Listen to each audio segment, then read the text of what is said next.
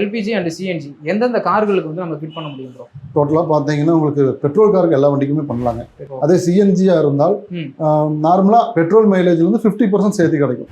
இப்போ ப்ரோ இப்போ சிஎன்ஜியோ எல்பிஜியோ நம்ம ஃபிட் பண்ணோம் அப்படின்னு சொன்னோம்னா அதோட பர்ஃபார்மன்ஸ் வந்து கம்மி ஆயிடுது அப்படின்னு சொல்கிறாங்களே, அதை நீங்கள் எப்படி பார்க்குறீங்க? யார் வந்து எல்பிஜி சூஸ் பண்ணலாம், யார் வந்து சிஎன்ஜி போகிறதுக்கு பெஸ்ட்டாக இருக்கும்னு நீங்கள் நினைக்கிறீங்க? இது நம்ம எல்பிஜியோ சிஎன்ஜியோ ஃபிட் பண்ணுறதுனால கம்பெனியோட வாரண்டிக்கு வந்து ஏதாவது ப்ராப்ளம் வருமா? இன்றைக்கி நம்ம எங்கே வந்திருக்கோம் அப்படின்னு பார்த்தீங்கன்னா, ஈரோடில் இருக்கக்கூடிய GoGreen Auto Gasக்கு தாங்க வந்திருக்கோம். இவங்க வந்து பெட்ரோலில் ரன் ஆகக்கூடிய அனைத்து வாகனங்களுக்கும் கேஸ் கன்வர்ஷன், அதாவது LPG அண்ட் CNG வந்து பண்ணி கொடுத்துட்டு இருக்காங்க. இப்போ கூட பார்த்தீங்கன்னா ஒரு வண்டிக்கு கேஸ் கன்வர்ஷன் பண்ணிக்கிட்டு இருக்காங்க. நம்ம எதுக்காக இங்கே, அதாவது இவங்க கிட்ட எதுக்காக வந்திருக்கோம் அப்படின்னு பார்த்தீங்கன்னா, இவங்க கேஸ் கன்வர்ஷன் கிட்டத்தட்ட பார்த்தீங்கன்னா 18 வருஷமாக பண்ணிக்கிட்டு இருக்காங்க.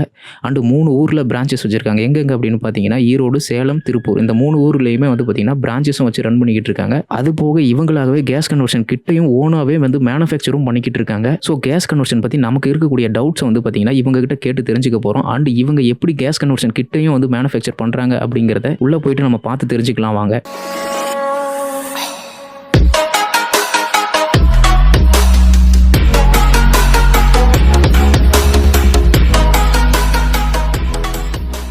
என் பேர் செந்தில்குமாருங்க.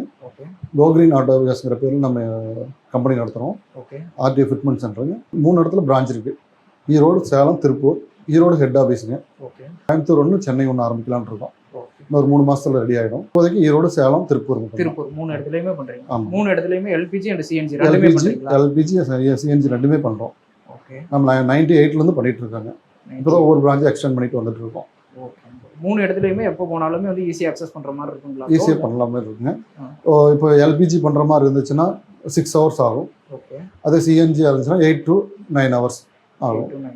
இப்போ என்னோட காருக்கு வந்து LPG நான் ஃபிக்ஸ் பண்ணணும், இல்லை CNG ஃபிட் பண்ணணும் அப்படின்னா அப்பாயின்மெண்ட் வாங்கிட்டு வரணுமா, இல்லை டைரக்டாக? கண்டிப்பாக. இப்போ லாங்லேருந்துலாம் வராங்க. இப்போ நம்ம லோக்கல் வண்டி இருந்துச்சுன்னா ஒன்றும் பிரச்சனை இல்லை, அவங்க பண்ணிட்டு போயிடலாம். இப்போ லாங்லேருந்து நம்மளை நம்பி அங்கேருந்து வராங்க. அப்போ வந்து அவங்களுக்கு ஒரு டைம் நம்ம கொடுத்தாகணும் இல்லையா? கண்டிப்பாக. அப்போ ஒரு நாளைக்கு முன்னாடியே வந்து சொல்லியிருக்கணும். ஒரு நாளைக்கு லாங்லேருந்து வரோம்னா அப்படி இப்போ பக்கத்துலன்னா ஒன்றும் பிரச்சனை, கேட்டு உடனே கூட கொண்டு விடலாம். இல்லை வண்டி கொண்டு வந்து விட்டு போகிறனாலும் போகிறாங்க. நம்ம பிக்கப் வேணாலும் எடுக்கிறோம். லாங்லேருந்து எடுக்க முடியறதில்ல, பக்கத்துலன்னு எடுத்துக்குவோம். இப்போ ப்ரோ பெட்ரோல் அப்படின்ற சேவிங்ஸ் பண்ணுறதுக்காக மட்டும்தான் வந்து LPG அண்ட் CNG அப்படின்ற ஒரு ஆப்ஷன் போகிறாங்க. அப்படி இருக்கிற பட்சத்தில் வந்து பார்த்தீங்கன்னா இப்போ நம்ம LPGயோ இல்லை CNGயோ நம்ம சூஸ் பண்ணுறது வந்து எந்த அளவுக்கு பெட்டராக இருக்கும்? யார் வந்து LPG சூஸ் பண்ணலாம், யார் வந்து CNG போகிறதுக்கு பெஸ்ட்டாக இருக்கும்னு நீங்கள் நினைக்கிறீங்க? இப்போது மேக்ஸிமம் எல்லா பக்கமே இப்போ CNG பங்க் ஒவ்வொன்றா ஆரம்பிச்சிட்டாங்க. இப்போதைக்கு பார்த்தீங்கன்னா சேலம், திருப்பூர், கோயம்புத்தூர், சென்னை ஃபுல்லாகவே CNG பங்க் வந்துருச்சு. அதுக்கும் வந்து பங்க் எங்கெங்கே இருக்குது, இந்தியாவில் ஃபுல்லாக எங்கெங்கே பங்க் இருக்குது, தமிழ்நாட்டில் மட்டும் எங்கெங்கே இருக்குங்கிற ஆப் இருக்குது. அது நீங்கள் வந்து கூகுளில் போய் நீங்கள் டவுன்லோட் பண்ணிக்கலாம். மேக்ஸிமம் இப்போ நாளுக்கு நாள் ஒன்று ஆரம்பிச்சுட்டே தான் இருக்காங்க. இப்போ ஈரோடு கூட இல்லை தான். இப்போ வந்து பார்த்தீங்கன்னா இன்னும் 2-3 மாதத்தில் இங்கே சிட்டிக்குள்ளேயே 4 பங்க் ரெடி ஆகிட்டு இருக்கு. அப்படி இருக்கும்போது ஃபியூச்சர் வந்து CNG போட்டுக்கலாம். இப்போ இல்லைனாலும் அவங்க பெட்ரோலில் தான் ஓட்ட போகிறாங்க. எங்கே பங்கு கிடைக்குதோ அங்கே கேஸ் அடிச்சு ஓட்டிக்கலாம். ஃபியூச்சரில் எல்லா பக்கம் வந்துச்சுன்னா அவங்க ரன் பண்ணிக்கலாம். அந்த மாதிரி பண்ணிக்கலாம். LPG அண்ட் CNG எந்தெந்த கார்களுக்கு வந்து நம்ம ஃபிட் பண்ண முடியும் ப்ரோ? டோட்டலாக பார்த்தீங்கன்னா உங்களுக்கு பெட்ரோல் காருக்கு எல்லா வண்டிக்குமே பண்ணலாங்க. பெட்ரோல் காருக்கு எல்லாம் கண்டிப்பாக பண்ணலாம். உங்களுக்கு நார்மலாக இப்போ LPG பண்ணோம் அப்படின்னா பெட்ரோல் மைலேஜ்லேருந்து 1 to 1.5 கிலோமீட்டர் கம்மியாக தான் கிடைக்கும் LPG பண்ண. ஆமாங்க. இப்போ பெட்ரோல் ரேட் வந்து 105 ரூபா. இப்போ LPG ரேட் 60 ரூபா தான். உங்களுக்கு நீங்கள் 105 ரூபாய்க்கு அடிச்சிங்க அப்படின்னா கம்பல்சரி 25 to 30 கிடைக்கும் LPG. புரிஞ்சுங்களா? டபுளாக கிடைக்க போதில்ல. நம்ம LPG காஸ்ட் கம்மி தான். LPG காஸ்ட் கம்மிங்கிறதுனால கம்பல்சரி ஒரு 20 கிலோமீட்டர் கிடைக்கிற வண்டிக்கு உங்களுக்கு ஒரு 30 கிலோமீட்டர் கம்பல்சரி கிடைக்கும். அதே 120 ரூபாய்க்கு அடிச்சிங்கன்னா கம்பல்சரி உங்களுக்கு 30 கிலோமீட்டர் கம்பல்சரி கிடைக்கும். அதே CNGயாக இருந்தால் நார்மலாக பெட்ரோல் மைலேஜ்லேருந்து 50% சேர்த்து கிடைக்கும். ஒரு உதாரணத்துக்கு ஒரு ஈக்கோ எடுத்துக்கிறோம். ஈக்கோவுக்கு வந்து பெட்ரோல் மைலேஜ் 13.5 கிலோமீட்டர் தான். அதே LPG கிலோமீட்டர் பார்த்தீங்கன்னா 11.5-12 கிடைக்கும். அது CNGக்கு 22 to 24 கிடைக்குது. 22 to 24 கம்பல்சரி கிடைக்கும். டபுளாக கிடைக்கிற மாதிரி. ஆமாம். ஆனால் நாங்கள் சொல்கிறது 50% தான் சொல்லுவோம். ஏன்னா அதனால இது இப்போ தொந்தரவு வந்துடக்கூடாதுங்கிறத நாங்கள் 50% சொல்கிறோம். ஆனால் ஆக்சுவலாக பார்த்தீங்கன்னா இப்போ ஒரு ஸ்விஃப்ட் எடுத்துக்கங்க, 20 கிலோமீட்டர் கிடைக்குதுங்கிறாங்க பெட்ரோலில். நம்ம வந்து 30 தான் சொல்கிறோம். ஆனால் 32 கூட ஒவ்வொரு வண்டி கிடைக்குது. 32 வரைக்கும் கிடைக்குது. ஆமாம். ஆனால் நாங்கள் 30 தான் சொல்லுவோம். 30 தான் சொல்லுவோம். ஒரு சேஃப்டிக்காக வேண்டி 30 சொல்லிடுறோம். இப்போ ப்ரோ இப்போ CNGயோ LPGயோ நம்ம ஃபிட் பண்ணோம் அப்படின்னு சொன்னோம்னா அதோட பர்ஃபார்மன்ஸ் வந்து கம்மி ஆயிடுது அப்படின்னு சொல்றாங்களே, அதை நீங்க எப்படி பாக்குறீங்க? இல்ல பர்ஃபார்மன்ஸ் கம்மியாகிறதுல நார்மல் கிட்டுக்கு அந்த மாதிரி இருக்கும். ஓகே. எல்பிஜியில் ஓகே. ஆக்சுவலாக பார்த்தீங்கன்னா சிஎன்ஜியில் நார்மல் கிட்லாம் கிடையாது. இப்போ எல்லா வர வண்டிக்கு எல்லாமே சீக்வன்ஷியல் தான். ஓகே. அப்படி இருக்கும்போது சீக்வன்ஷியல் போயிட்டோம்னா அந்த மாதிரிலாம் இருக்காது. உங்களுக்கு பெட்ரோலில் எப்படி என்ன பர்ஃபார்மன்ஸோ அது அப்படியே இருக்கும். பெட்ரோல் பர்ஃபார்மன்ஸ் நீங்கள் பெட்ரோல்லையும் ஓட்டி பார்த்துக்கலாம், எல்பிஜி சீக்வன்ஷியல் போட்டோம்னா எல்பிஜியில் ரன் பண்ணலாம். ரன் பண்ணிங்கன்னா ரெண்டும் சேமாக தான் இருக்கும். அதுக்கு இல்லை அப்போ ஏதோ ட்ராப் ஆகுது, உங்களுக்கு வந்து மிஸ்ஃபயரிங் ஆகுது அப்படின்னா அதுக்குண்டான சொல்யூஷன் நாங்கள் பண்ணி கொடுத்துருவோம். ஓகே. இப்போ ப்ரோ வந்து சர்வீஸ் அப்படின்னு வரும்போது இப்போ எல்பிஜிக்கு வந்து பார்த்தீங்கன்னா எந்த மாதிரியான சர்வீஸ் வந்து வச்சிருக்கீங்க? எத்தனாயிரம் கிலோமீட்டருக்கு ஒரு டைம் நம்ம வரணும், அதே மாதிரி நம்ம ஒரு டைம் ஃபிட் பண்ணிட்டு போயிட்டோம் அப்படின்னு சொன்னோம்னா எத்தனாயிரம் கிலோமீட்டர் வரைக்கும் நீங்கள் வந்து வாரண்டி வந்து நம்ம கொடுக்குறோம் அப்படிங்கிறத கொஞ்சம் சொல்லுங்கள். ஓகேங்க சார். நம்ம மிஜோப்பூர் பிராண்டை பொறுத்தளவுங்க சார், நீங்கள் பங்க்கில் வந்து அடிச்சு யூஸ் பண்ணீங்கன்னா 1,00,000 கிலோமீட்டர் எந்த ப்ராப்ளம் வராது. உங்களுக்கு அது ஒரு 20,000 கிலோமீட்டருக்கு ஒருக்கா ஒன்ஸ் வந்து நீங்கள் செக் பண்ணிட்டு போய்க்கலாம். ஒரு 40,000 50,000 போகும்போது உங்களுக்கு வந்து பாக்கி ஏதோ ஜாமான் ஏதோ போயிருந்துச்சு அப்படின்னா அதுக்கு மட்டும் சார்ஜ் வரும். அந்த அளவுக்குலாம் ஒன்றும் கம்ப்ளைண்ட் வர்றதில்லை. எல்பிஜி வந்து எந்த கம்ப்ளைண்ட் எந்த ப்ராப்ளம் வராது. இப்போ நம்ம வாரண்டி அப்படிங்கிறது எத்தனாயிரம் கிலோமீட்டர் வரைக்கும் நம்ம அந்த கிட்டுக்கு வாரண்டி வந்து கொடுக்குறோம் ப்ரோ? கிட்டுக்கு 40,000 கொடுக்குறோம். 40,000 வரைக்கும் வாரண்டி. 40,000 கிலோமீட்டருக்கு கம்பல்சரி வாரண்டி கொடுக்குறோம். அதுக்கு மேலே ஏதாவது டயஃப்ரம் ஏதாவது மாத்திர மாதிரி இருந்துச்சு, வீட்டு சிலிண்டர் போட்டால் மட்டும் தான் கம்ப்ளைண்ட் வரும். அதை மட்டும் அவங்க மைண்டில் வச்சுக்கணும். வீட்டு சிலிண்டர் போடல இல்லை பங்கில் மட்டும் தான் அடிக்கிறோம் அப்படின்னா எந்த தொந்தரவுமே இருக்காது. ஓகே. இப்போ சிஎன்ஜிக்கு அதே மாதிரி சர்வீஸ் வந்து என்னென்ன சர்வீஸ் பண்ணணும், ஜென்ரல் செக்அப் அப்படின்னா என்னென்ன பண்ணணும், இல்லை வந்து இப்போ நம்ம காருக்கு சர்வீஸ் பண்ணுற மாதிரி ஒரு டைம் போனோம்னா 3,000 ஆகும் 5,000 ஆகும் அந்த மாதிரி இருக்குது. அந்த மாதிரி வந்து இதுக்கு சர்வீஸோட காஸ்ட் வந்து எந்த மாதிரி இருக்கும் ப்ரோ? சிஎன்ஜியும் அதே மாதிரி தான் சார். ஈசியூக்கு வந்து நம்ம வந்து 5 வருஷம் கொடுத்துட்றோம், இல்லை 1,00,000 கிலோமீட்டர் கொடுக்குறோம். அதில் ஒன்றும் உங்களுக்கு ப்ராப்ளம் வரதுக்கு ஒன்றும் வாய்ப்பு இல்லை. ஏதோ அதான் 20 அதில் வர மாதிரி எல்பிஜியில் வர மாதிரியே தான் 20,000 கிலோமீட்டர் இருக்கா நம்ம அந்த ஓஸ் ஐட்டம் இதை மட்டும் செக் பண்ணிக்கலாம். கிட்லாம் அந்த அளவுக்கு வராது. அப்படி வந்துச்சுனாலும் நம்ம பார்த்து கொடுத்துடலாம். 40,000 கிலோமீட்டருக்குள்ள எதுவும் ப்ராப்ளம் பார்த்து கொடுத்துடலாம். ஒன்றும் பில்லெல்லாம் ஒன்றும் வராது. பில்லு எதுவும் வராது. எது வராது. ஓகே. இப்போ ஜென்ரல் செக்அப் அப்படின்னா அது என்னென்ன, அந்த ஓஸ் ஏதாச்சும் விரிசல் இருக்கா இந்த மாதிரி ஏதாச்சும்? ஆமாங்க, ஃபர்ஸ்ட் ஜென்ரல் செக்அப் தான் பண்ணுவோம். அது ஏதாவது நம்ம போட்டது நம்ம தானே போட்டது ஓஸ் எல்லாம். நம்ம 40,000 கிலோமீட்டர்னா 40,000 கிலோமீட்டர் அதை உழைக்கணும். அப்படி இல்லை அப்படிங்கிற பட்சத்தில் நம்ம ஃப்ரீயாக மாற்றி கொடுத்துருவோம். ஃப்ரீயாகவே மாற்றி கொடுத்துருவீங்க. ஓகே. 40,000 கிலோமீட்டர் வரைக்கும் வரல அப்படின்னா மாற்றி கொடுத்துருவீங்க. நம்ம ஃபில்ட்ரு அதெல்லாமே வந்து கிட்லேயே வந்துடும். உங்களுக்கு வந்து சிஎன்ஜி பொறுத்தளவுக்கு அந்த அளவுக்கு இந்த பிரச்சனையெல்லாம் வராதில்ல. ஆமாம். இது வரல ஒரு 800 வட்டிக்கு பக்கம் பண்ணியாச்சு. நம்மளுக்கு அந்த தொந்தரவுலாம் இல்லை. 3 ஆஃபீஸும் சேர்ந்து பண்ணியிருக்கோம். எல்பிஜினா 2,000 வீட்டுக்கு மேலே பண்ணியிருக்கோம். அந்த மாதிரிலாம் இருந்துச்சுன்னா எங்களால எல்லாம் ஜமாளிக்க முடியாது. அந்த பிரச்சனையெல்லாம் வராது. பிரச்சனை எதுவும் வராது. ஆனால் இப்போ வந்து பார்த்தீங்கன்னா நம்மக்கிட்ட எல்பிஜி அண்ட் சிஎன்ஜிக்கு வந்து பார்த்தீங்கன்னா ஏதாவது ஃபிட் பண்ண வண்டிங்க நம்மக்கிட்ட இருக்கா? இப்போ ரெடி ஃபார் யூஸ் இருக்கிற மாதிரி கண்டிப்பாக காமிக்கலாம் சார். நம்ம வண்டியே இருக்குது. நம்ம வந்து நம்ம டெமோக்காக தான் போட்டு வச்சுருக்கோம். போட்டு இப்போ 60,000 கிலோமீட்டர் ஓட்டிட்டோம். ஆனால் எல்பிஜி சிஎன்ஜி ரெண்டுலேயுமே யூஸ் பண்ணுறோம். பெட்ரோல் தான் யூஸ் பண்ணிக்கிறோம். எங்கள் வண்டியில் எல்பிஜி சிஎன்ஜி ரெண்டுமே நாங்கள் நம்ம வண்டியில் பண்ணியிருக்கோம். ஆக்சுவலாக என்னென்னு பார்த்தீங்கன்னா நம்ம ஆர்என்டிக்காக தான் அதை பண்ணியிருக்கோம். ஓகே. நாம செக் பண்ணாமலாம் ஒரு வண்டிக்கு பண்ணி தர முடியாது. ஒரே வண்டியில் எல்பிஜி சிஎன்ஜி அண்ட் பெட்ரோல் மூணுமே பண்ணியிருக்கோம். பார்க்கலாமா? பார்க்கலாம். சரி வாங்க.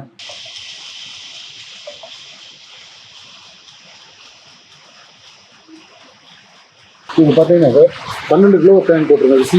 சிஎன்ஜி ஆக்சுவலாக இது எல்பிஜி. மேலே சின்ன டேங்க் வந்து எல்பிஜி. ஓகே. இப்போ நார்மலாக நம்ம வந்து சிஎன்ஜியில் வந்து நமக்கு 22லேருந்து 24 கிலோமீட்டர் கிடைக்குது. ஓகே. ஸோ 60 கிலோமீட்டர்லேருந்து 80 கிலோமீட்டர் கரெக்டாக ஓட்டணும் அப்படின்னா 24 கிலோமீட்டர் கம்பல்சரி கிடைக்கும். ஓகே. ஸ்பீடு வந்து 60 to 80க்குள்ள நம்ம போகணும். அது 80 தாண்டி போனோம்னா நமக்கு வந்து மைலேஜ் ட்ராப் ஆகும். பெட்ரோலுமே நமக்கு ட்ராப் ஆகும். பார்த்தீங்கன்னா 22 கிலோமீட்டர் குறையாது. ஓகே. 2 கிலோமீட்டர் ட்ராப் ஆகும். அதே எல்பிஜினா உங்களுக்கு கம்பல்சரி 11 தாண்டி ஓட்டினீங்கன்னா 80 தாண்டி 1 கிலோமீட்டர் சேர்த்து கிடைக்கலாம். ஓகே. அந்த 11ங்கிறது நமக்கு பெட்ரோலில் வந்து ஈக்கோ 13 கொடுக்கறதுனால நமக்கு 11 கிடைக்குது. இதே வந்து நமக்கு ஒரு 20 கிலோமீட்டர் வந்து பெட்ரோல் கொடுக்குற காரா இருந்துச்சு அப்படின்னு சொன்னோம்னா நமக்கு ஒரு 18 கிடைக்குங்களா ப்ரோ? 18 கிடைக்கும். இது சிஎன்ஜியில் நமக்கு வந்து ஒரு 30 கிடைக்குங்களா? ஓகே. இந்த சிஎன்ஜி டேங்க் வந்து ரொம்ப பெருசா இருக்குங்களா ப்ரோ? அது எப்படி? நம்ம காருக்கு யூஸ் பண்றதுலயே டேங்க் பெருசு தான்.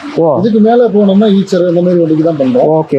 இப்போ பெரிய டேங்க்னா இந்த டேங்க் வந்து நம்ம வந்து ஆம்னி, ஓகே, ஈகோ, எர்டிகா 3 வண்டி தான் யூஸ் பண்ண முடியும்.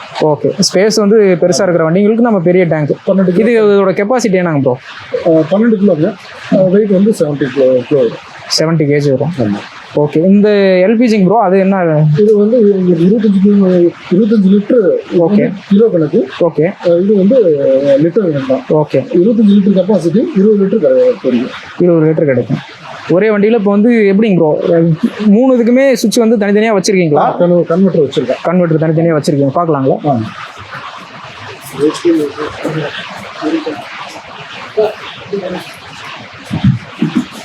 பெட்ரோல் ஸ்டார்ட் தான் சார். ஓகே. பெட்ரோல் ஸ்டார்ட் பண்ணுவோம். ஓகே. ஸ்டார்ட் பண்ணிட்டு இப்போ சிஎன்ஜிக்கு மாற போகுது. ஓகே. ஓகே. ஆட்டோமேட்டிக்காகவே சிஎன்ஜிக்கு மாறிக்கும். ஆட்டோமேட்டிக்காக அது மாறிக்கும்.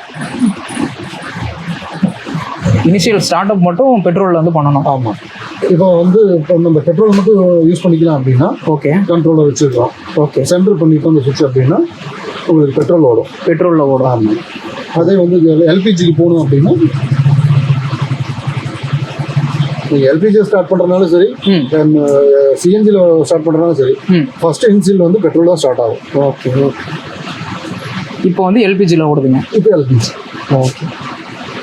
அடுத்து அப்படியே சிஎன்ஜி வேணாலும் இந்த வண்டி யூஸ் பண்ணீங்கன்னா பெட்ரோல்லையும் ஓட்டலாம், எல்பிஜிலையும் ஓட்டலாம், சிஎன்ஜிலையும் ஓட்டலாம். மூணும் ஒரே மாதிரி தான் இருக்கும். எந்த டிஃப்ரென்ஸும் வந்து தெரியாதுங்கிறீங்க. பெட்ரோல், எல்பிஜி, சிஎன்ஜி எந்தக்குமே வந்து டிஃப்ரென்ஸ் வந்து வராதுங்கிறீங்க. ஓகே. நம்ம ஃபிட்டிங் மட்டும் பண்ணுறது இல்லைங்க, நம்ம ஓன் மேனுஃபேக்சரிங்கும் பண்ணுறோம். டெக்கான்கிற பிராண்டில் பண்ணிட்டு இருக்கோம். ஓகே. நம்ம ஒரு 98லேருந்தே நம்ம பண்ணிட்டு இருக்கோம். ஓகே. நம்ம ஓன் ப்ரொடக்ஷன் தான். டெக்கான்கிற மெட்டீரியல் எல்லாம் நம்ம ஓன் ப்ரொடக்ஷன் தான். நார்மல் கிட்டு யூஸ் பண்ணுறதுக்கு உண்டான எக்யூப்மெண்ட்ஸ்லாம் நாமளே பண்ணிக்கிறோம். ஓகே. அப்படி வந்து நீங்களே மேனுஃபேக்சர். ஆமாம் ஆமாம். அப்புறம் இதே பண்ணிட்டு தான் இருக்கோம். நார்மல் கிட் இப்போ வரதெல்லாம் சீக்வன்ஷியல், அதெல்லாம் இம்போர்ட்டட் தான். நம்ம நார்மல் கிட்டுன்னு போகும்போது இம்போர்ட் பண்ணுறதும் பண்ணுறோம். நம்ம சுவிட்சஸ்ஸு, எலக்ட்ரானிக் குட்ஸ் எல்லாமே நம்ம இங்கேயே பண்ணிக்கிறோம். அதுக்கு உண்டானது வந்து இப்போ பாக்ஸ் ஐட்டம், சுவிட்சுக்கெல்லாம் பாக்ஸ் ஐட்டம், இந்த மாதிரி பிளாஸ்டிக் எல்லாமே வந்து நம்ம இங்கேயே மோல்டிங் எடுத்துக்கிறோம். இது வந்து பார்த்தீங்கன்னா மோல்டிங் செக்ஷனு, இன்ஜெக்ஷன் மோல்டிங்கு.